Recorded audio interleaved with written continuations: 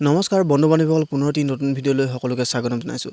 আজি 16 মাৰ্চ ৰাতিপুৱাই আপোনালোকৰ বাবে লৈ আহিছোঁ 10টা গুৰুত্বপূৰ্ণ খবৰ। প্ৰথমটো খবৰ হৈছে চৰকাৰী কৰ্মচাৰীসকলে ভাল খবৰ, চৰকাৰে তেওঁলোকৰ ডিএ বৃদ্ধি কৰিছে। ডিএৰ 18 মাহৰ বকেয়া চৰকাৰী চিকিৎসা চৰকাৰী চাকৰিয়ালসকলৰ একাউণ্টত জমা কৰিব। 2 নম্বৰ খবৰটো লৈ আহিছোঁ। আজি ঘোষণা কৰা হ'ব 2024ৰ লোকসভা নিৰ্বাচনৰ দিন। আজি বিয়লি 3 বজাত ঘোষণা হ'ব নিৰ্বাচনৰ সূচী। নিৰ্বাচনৰ দিন ঘোষণাৰ লগে লগে দেশত বলবৎ নিৰ্বাচনী আচৰণ বৃদ্ধি।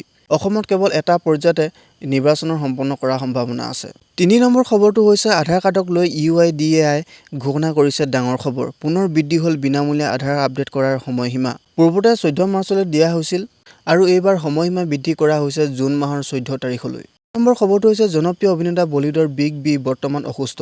মুম্বাই কোকিলাবেন ধীৰুভাই আম্বানী হস্পিটেলত ভৰ্তি কৰা হৈছে অভিনেতা অমিতাভ বচ্চনক। জানিব পৰা মতে অভিনেতাগৰাকীৰ এনজিঅ'প্লাষ্টি কৰা হৈছে।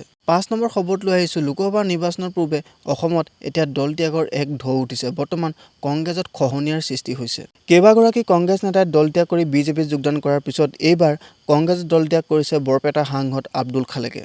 6 নম্বৰ খবৰটো হৈছে শেহতীয়াকৈ প্ৰধানমন্ত্ৰী নৰেন্দ্ৰ মোদীয়ে অসমৰ জাগিৰোডত টাটা ছেমি কণ্ডাক্ট আধাৰশিলা স্থাপন কৰিছিল। টাটা গ্ৰুপে 27,000 কোটি টকা ব্যয় কৰি নিৰ্মাণ কৰিব এই ছেমি কণ্ডাক্ট প্ৰকল্প, য'ত অসমৰ 30,000ৰো অধিক যুৱক-যুৱতীয়ে জীৱনৰ সংস্থাপন পাব। 7 নম্বৰ খবৰটো হৈছে লোকসভা নিৰ্বাচনৰ পূৰ্বে কেন্দ্ৰীয় নৰেন্দ্ৰ মোদী চৰকাৰে দেশত পেট্ৰল আৰু ডিজেলৰ দাম হ্ৰাস কৰিছে। বৰ্তমান বিজেপি চৰকাৰখনে ডিজেল আৰু পেট্ৰলৰ কেৱল 2 টকাহে কম কৰিছে। 8 নম্বৰ খবৰটো হৈছে অসমৰ ছবি জগতলৈ এক ভাল খবৰ। প্ৰধানমন্ত্ৰী নৰেন্দ্ৰ মোদী আৰু মুখ্যমন্ত্ৰী হিমন্ত বিশ্ব শৰ্মাৰ কেন্দ্ৰীয় চৰকাৰ তথ্য আৰু সম্প্ৰচাৰ মন্ত্ৰালয়ৰ ফালৰ পৰা উত্তৰ পূৰ্বাঞ্চলৰ প্ৰতিখন ৰাজ্যলৈ উচ্চ ক্ষমতাসম্পন্ন ছনী ভেনিক কেমেৰা যোগান ধৰিব চৰকাৰে। এইবাৰ 9 নম্বৰ খবৰটো লৈ আহিছোঁ। মোদী চৰকাৰে 18টা OTT, 19টা ৱেবছাইট আৰু 10টা মোবাইল এপ বন্ধ কৰিছে।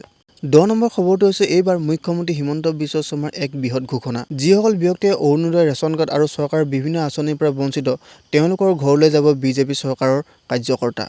38টা আঁচনিৰ খবৰ ল'বলৈ যাব বিজেপি কৰ্মকৰ্তাই।